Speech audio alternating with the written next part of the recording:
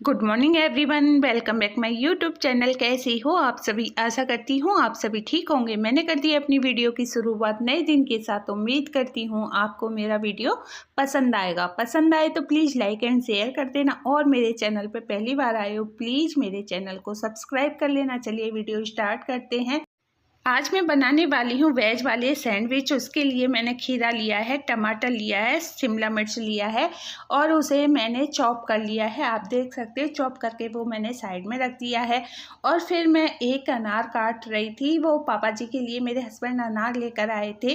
तो देखिए मैंने अनार छील के रख दिया था, फिर उसके जो छिलके थे वो मैंने नहीं निकाले थे, तो अब मैं उनके छिलके निकाल रही हूँ। तो देखिए घर का काम मेरा कंप्लीट हो गया था और आज संडे था।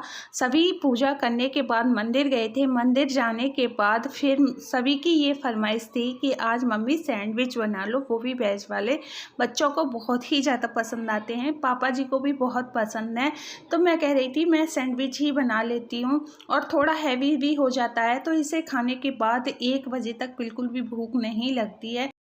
और ये देखिए मैंने अनार को छील लिया है। छीलने के बाद इसके जो छिलके हैं एक बाउल में निकाल लिए हैं, और बहुत ही अच्छा अनार निकला था, देखने में बहुत ही सुंदर लग रहा था देखिए। और छिलके भी ना इसके ज़्यादा नहीं निकले हैं, छिलके भी बहुत कम निकले हैं। तो कागजी वाला वो होता है ना अनार, ये वो वाला अनार है, और ये खाने में भी टेस्टी रहता है। तो देखिए अनार मैंने छील के रख दिया है, और मैंने बंस से कह दिया है बंस बाबा जी के लिए अनार ले जाओ। उसे खाने के बाद पापा जी अपनी दवाई लेते हैं, तो ना स्टेप बाय स्टेप उनकी दवाई चलती रहती हैं। तो कुछ खाने के बाद ही पहली दवाई देते हैं, फिर उसके बाद नेक्स्ट दवाई उनकी चलती हैं। तो पूरे दिन ही दवाई ही खाते रहते हैं, तो इसलिए उनका खाने पीने का विशेष ध्यान रखा जाता है। अब मैं बना रही हूँ देखिए सैंडविच। तो आज मैं तवे पर सैंडविच नहीं बना रही हूँ, इस पर ही बनाऊँगी।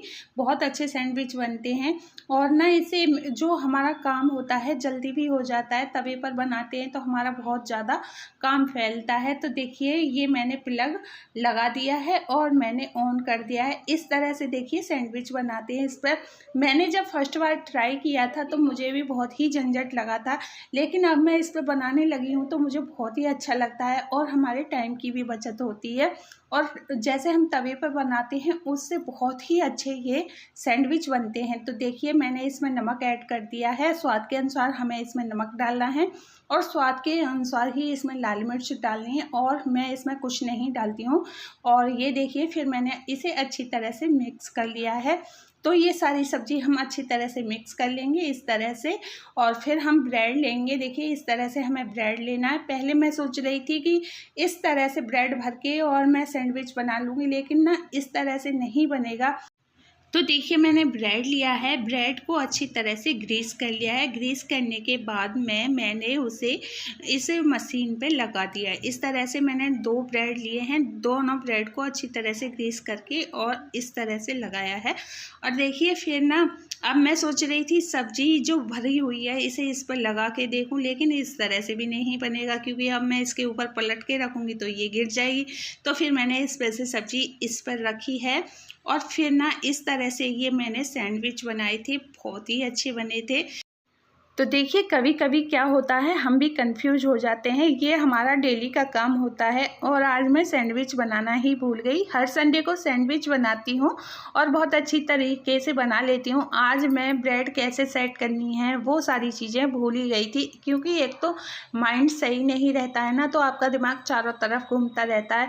पापा जी की तरफ से हम बहुत ही परेशान रहते हैं। पापा जी की तबीयत ख़राब हो रही है, आपको भी पता है, मैंने आप सभी से सारी चीज़ें शेयर करती हूँ और मुझे अच्छा भी लगता है।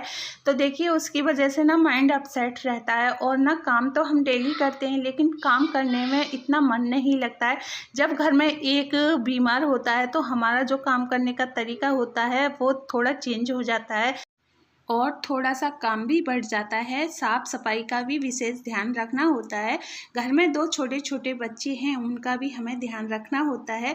और ये देखिए मेरे सैंडविच बनके रेडी हो गए हैं। कितने अच्छे सैंडविच बनते हैं इससे, और खाने में भी बहुत ही टेस्टी लगते हैं। जैसे हम तवे पर सैंडविच बनाते हैं तो तवे वाला सैंडविच जो होता है जैसे हम खाते हैं तो वो खुल जाता है, ये बिल्कुल भी नहीं खुलता है, उसकी अपेक्षा ये ज़्यादा बेटर होता है। और ये देखिए मेरे सैंडविच बनके रेडी हो गए हैं।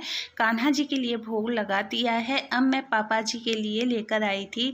तो देखिए पापा जी की तबीयत इतनी ख़राब है, उनसे अपने आप उठा भी नहीं जाता है, बहुत ही परेशान है। देखिए जब जिसकी तबीयत ख़राब होती है ना, उन्हें ही पता रहता है कि हम किस दर्द से गुजर रहे हैं। हम उनका दर्द महसूस ही कर सकते हैं। देखिए फ़ील तो होना ही हो रहा है कि हम मुझे कितना पेन है।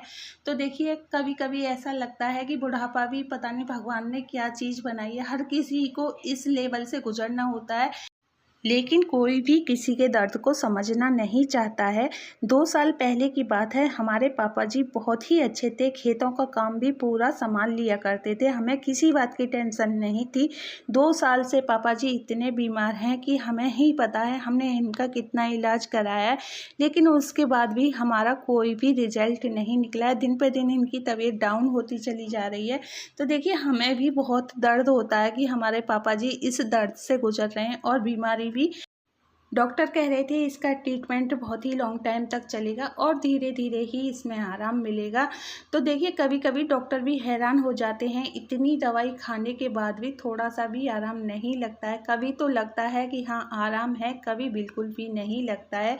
और जो इनकी जो चलने फिरने की जो परेशानी है, उसे देख के तो डॉक्टर भी हैरान हो जाता है। पता नहीं चलने फिरने की जो परेशानी है क्यों दिन पर दिन इतनी बढ़ती जाती है। कभी कभी तो पापा जी से बिल्कुल भी खड़ा नहीं हुआ जाता है, हम भी बहुत ही परेशान हो जाते हैं। तो देखिए यहाँ मैं पापा जी से बात कर रही थी। पापा जी से बात करना मुझे बहुत ही अच्छा लगता है, और मैं बात कर लेती हूँ, ऐसा नहीं है मेरे फादर इन लॉ हैं तो मैं बात ना करूँ। मैं पापा जी से सभी बातें कर लेती हूँ। और मैं पूछ रही थी पापा जी कैसे बने हैं सैंडविच, तो पापा जी कह रहे थे बहुत ही अच्छे बने हैं, उन्हें बहुत ही पसंद आते हैं। पिछली बार भी आए थे, जब भी खिलाया था, बीच में मैंने संडे आया था उसमें भी बनाकर खिलाया था। आज भी संडे है, आज भी मैंने सैंडविच बनाकर पापा जी को खिला रही हूँ। तो देखिए घर में जब किसी की तबीयत ख़राब होती है तो थोड़ा सा घर का जो माहौल होता है वो चेंज करना होता है। घर में सभी को हंसी खुशी रहना होता है, उन्हें ये नहीं जताना होता है कि आपकी वजह से हम सभी परेशान हैं। थोड़ा खुश रह के उनके सामने आना होता है। और पेशेंट को यदि गुस्सा आ रहा हो तो थोड़ा सा हमें पेशेंस रखना चाहिए, उनसे हमें प्यार से ही बात करना चाहिए। तो देखिए यहाँ पापा जी का जो मन है वो बिल्कुल बच्चे की तरह हो गया है, और हम उनका बच्चे की ही तरह ख्याल रखते हैं। तो देखिए दवाई तो अपना काम करेगी, लेकिन दुआएं भी काम करती हैं, और हमारा जो घर का माहौल होता है वो भी रिकवर करने में पेशेंट को मदद करता है। तो देखिए इस तरह का घर में माहौल रखिए। अगर आपके घर में कोई भी पेशेंट है थोड़ा सा पेशेंस रखिए, उनसे कभी भी गुस्से में बात मत करिए। तो हमारे घर का जो माहौल है इसी तरह से देखिए हम अपने पापा जी को रखते हैं।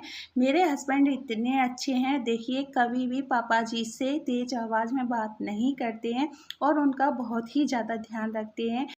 तो देखिए यहाँ पापा जी ने नाश्ता कर लिया है। नाश्ता करने के बाद उनकी तुरंत दवाई रहती है, और मैं यहाँ उनके लिए दवाई दे रही थी, और फिर उन्होंने दवाई खा ली है। उसके बाद वो थोड़ा सा रेस्ट करेंगे, फिर उनकी दोपहर की दवाई है, फिर हमें दोपहर को दवा देनी है, फिर उनकी शाम को दवा है। तो ये है आज का मेरा वीडियो। उम्मीद करती हूँ आपको बेहद पसंद आया होगा। पसंद आए तो प्लीज़ लाइक एंड शेयर कर देना, और मेरे चैनल पर पहली बार आए हो प्लीज़ मेरे चैनल को सब्सक्राइब कर लेना। मुझे आपके सपोर्ट की बहुत ज़्यादा ज़रूरत है।